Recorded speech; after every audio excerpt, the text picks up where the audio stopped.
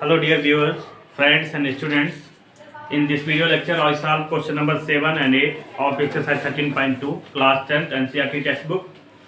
According to question 7, a solid consisting a right circular cone of height 120 cm and radius 60 cm is standing on a hemisphere of radius 60 cm is placed upright into a cylindrical cylinder full of the water. Then such that it touches the bottom.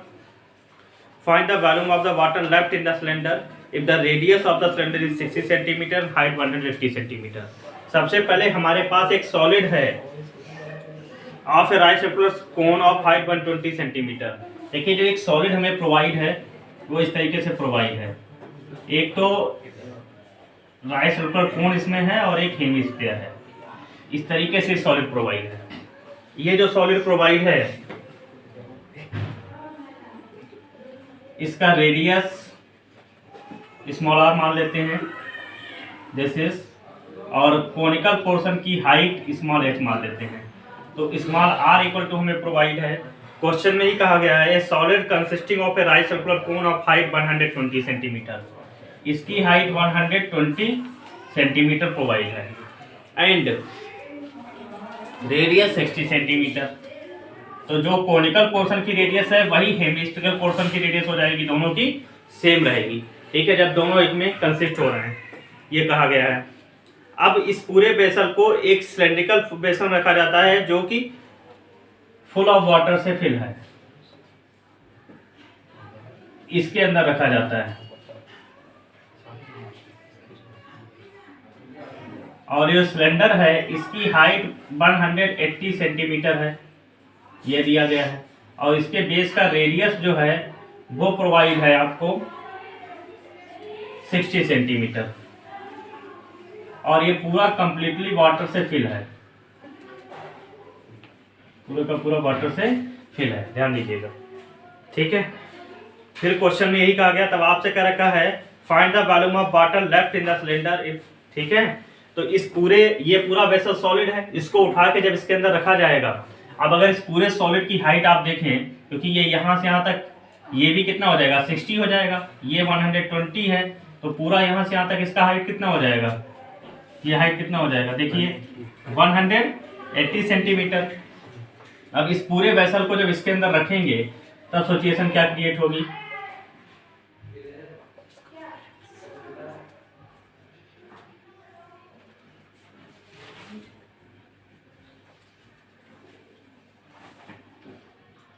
इस तरीके से कहा गया कि bottom को ये touch कर रहा है. तो ये पूरा का पूरा कैसा है, सॉलिड है, पूरा बेसल सॉलिड है पूरा. ठीक है, तो ये अपने वॉल्यूम के वाटर को डिस्प्लेस कर देगा. ठीक है, रिमेनिंग वाटर बचेगा. ठीक है, तो वॉल्यूम ऑफ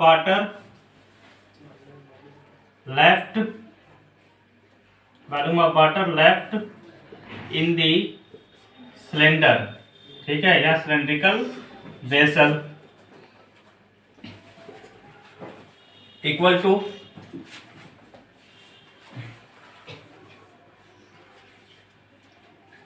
आपका हो जाएगा volume of cylinder minus volume of solid.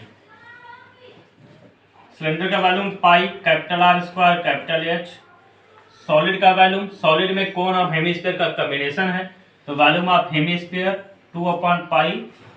2/3 pi R cube this is plus 1/3 pi small R square small H. अब सारी वैल्यूज सब्स्टिट्यूट करिए. यहाँ पर 60 हो जाएगा, this is 180 minus 2/3 pi this is 60 cube plus 1/3 या पाई/3 और 60 square capital H small H की जगह पे 120 आ जाएगा. बात समझ पा रहे हैं इतना. अब इसको कैलकुलेट कर देंगे. पाई इंटू 60 का स्क्वायर इंटू 180 माइनस, इन दोनों स्टेप में आप देख रहे हैं 60 का स्क्वायर कॉमन है और पाई/3 भी कॉमन है, तो 60 का स्क्वायर कॉमन ले लीजिए, पाई/3 कॉमन ले लीजिए. बचेगा क्या देखिए, यहाँ पर 60 का स्क्वायर कम हो जाएगा, ये 2 बच जाएगा और 60 बच जाएगा प्लस देखिए पाई बाई 3 बाहर आ गया और 60 का स्क्वायर तो 160 रहा और 2 रहा। इसमें पाई बाई 3 कॉमन हो गया, 60 का स्क्वायर कॉमन हो गया, 120 ये रिमेन रहेगा। अगले स्टेप में पाई इंटू 60 का square into 180 minus pi by 3 into 60 का स्क्वायर ये रहेगा और ये हो जाएगा 120 120 240। नेक्स्ट स्टेप में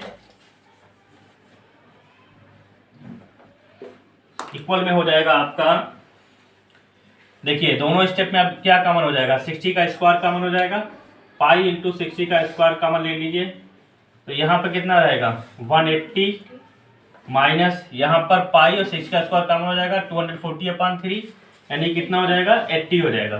ठीक है, this is pi into 3600, difference करेंगे 100 सेंटीमीटर क्यूब तो ये हो जाएगा आपका 36,000 पाई सेंटीमीटर क्यूब।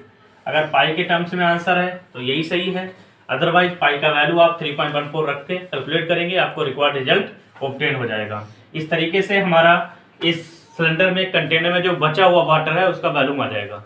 आई होप ये आपको क्लियर हो गया होगा। 36,000 इंटू 3.14 सेंटीमीटर क्यूब। अब अगर आंसर ये मीटर क्यूब में आ रहा हो, सॉरी यहाँ पे 10 और इंक्रीज होगा, ये 100 ठीक है, ये इतना आ जाएगा। अब आंसर मीटर क्यूब में आ रहा हो तो हम जानते हैं 1 मीटर क्यूब का मतलब 100 मीटर इंटू 1 मीटर 3 टाइम है। This is 100 centimetre into 100 centimetre into 100 centimetre यानी कि 101010 सेंटीमीटर क्यूब 1 मीटर क्यूब। तो अगर हम इसको मीटर क्यूब में कन्वर्ट करना चाह रहे हैं तो हो जाएगा इंटू 3.14 अपॉन 106 टाइम 0 होंगे 336। ठीक है, ये मीटर क्यूब में कन्वर्ट हो जाएगा। अब इसको आप सिंप्लीफाई करेंगे तो आपका रिक्वायर्ड रिजल्ट जो भी दिया गया अप्रॉक्स में वो आंसर शीट में आ जाएगा। ठीक है, तो 36 मल्टीप्लाई 3.14 अपॉन 100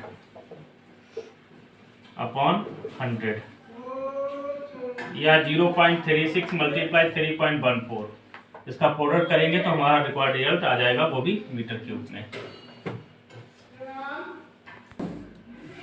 दोनों का प्रोडक्ट करेंगे तो आप 1.1304 मीटर क्यूब, ये रिजल्ट आपका आसानी से ऑब्टेन हो जाएगा। एग्जाम में अगर कहा गया कैलकुलेट करने तो करिए, अदरवाइज आप यहाँ पर भी छोड़ सकते हैं अगर पाई के टर्म्स में ही आंसर पूछा गया है। अगर नहीं पूछा गया तो हमें कैलकुलेशन करनी रहेगी। आंसर शीट में ये है इसलिए निकालना पड़ा। ठीक है, आई होप ये आपको क्लियर हो गया। अब हम लोग क्वेश्चन नंबर 8 सॉल्व करेंगे। क्वेश्चन नंबर 8 में बोला गया है आपसे, a spherical glass vessel has a cylindrical neck 8 centimeter long, 2 centimeter in diameter. The diameter of spherical part is 8.5 centimeter. By measuring the amount of water it holds, a child finds its volume to be 345 centimeter cube. Check whether she is correct, taking the above as the inside measurements are pi equal to 3.14। ये दिया गया है। सबसे पहले आपसे कहा क्या गया, एक सिलेंडर है और इस एक सिलेंड्रिकल वेसल है, इसमें एक नेक लगी हुई है इस तरीके से, ये नीचे सिलेंडर है, सॉरी स्फेरिकल वेसल है, सिलेंडर पर नहीं, सिलेंड्रिकल नेक लगी हुई है ये इस तरीके से, जैसे स्फेरिकल वेसल है। तो आज स्फेरिकल ग्लास वेसल है the cylindrical neck 8 centimetre long 2 centimetre in diameter. ये जो नेक है इसका डायमीटर आपको 2 सेंटीमीटर प्रोवाइड है और 8 सेंटीमीटर लॉन्ग है ये नेक। ठीक है, the diameter of the spherical part जो है ये, इसका डायमीटर आपको 8.5 सेंटीमीटर प्रोवाइड है, ये दिया गया है। तो by measuring the amount of water, एक स्टूडेंट कहता है कि इसके अंदर जो वाटर का वॉल्यूम आएगा दैट इज 345 सेंटीमीटर क्यूब। इसके अंदर जो वाटर का वॉल्यूम आएगा वो कितना आता है 345 centimetre cube. Student says that पाई का वैल्यू हमें यूटिलाइज करना है 3.14 ये। ठीक है, तो चेक करते हैं ही इज करेक्ट और इनकरेक्ट। ही और सी वो करेक्ट है इनकरेक्ट है, यानी कि पाई का वैल्यू तो हमें 3.14 ही यूटिलाइज करना है। देखिए तो हम वॉल्यूम निकालेंगे, volume of water in the vessel equal to हो जाएगा इस पोर्शन का volume pi small R square small H plus इसका volume 4/3 pi capital R cube, जहां स्मॉल आर क्या है, radius of cylindrical neck, height इसकी है 8 centimetre, this is capital R 8.5/2 इतना सेंटीमीटर हो जाएगा। ओके, पाई रहने दीजिए, स्मॉल आर हो जाएगा 1 × 1 एच प्लस 4/3 पाई 85/20 इसको हो जाएगा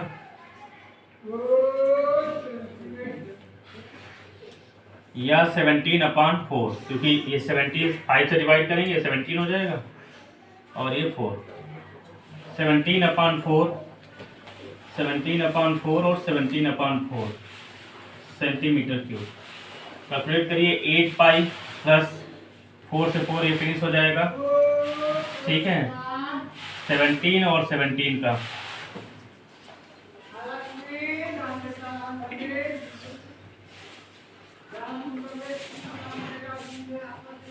ठीक है, ये हो जाएगा यहाँ पर 17 की मल्टीप्लाई करेंगे 2 टाइम 4 289 आ जाएगा और फिर 289 और 17 का अगेन करेंगे, करिए कितना आ रहा है, 7 9 जा 63 6 हो जाएगा, 7 8 जा 56 और 6 62 6 कैरी 14 और 6 20, 7 9 जा 63 6 कैरी 7 8 जा 56 6 56 से 62 6 कैरी 14 सही है, 2 8 9 3 9 to 11 9 5 9 1 3, दिस इज 5 9 1 3 5, ये आ जाएगा।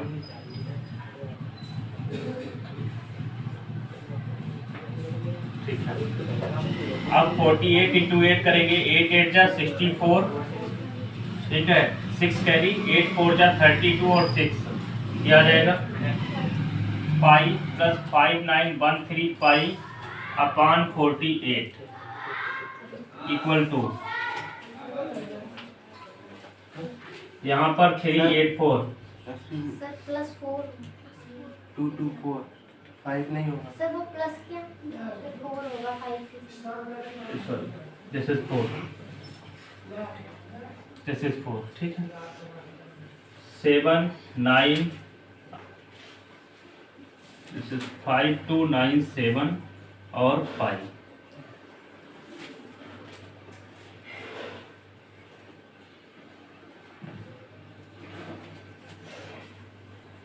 कैलकुलेट कर लीजिए इसको, 5297 इंटू 3.14/48 क्लियर आ जाएगा आपका। अगर ये जो वॉल्यूम है ये इसके इक्वल आ जाता है तो वो स्टूडेंट करेक्ट है, अगर इससे डिफरेंट आता है तो वो इनकरेक्ट है। तो ये वैल्यू अप्रॉक्स में 346.51 आ रही है जो कि इससे डिफरेंट है, therefore that expression is incorrect। I hope ये दोनों क्वेश्चंस आपको क्लियर हुए होंगे। Thanks for watching.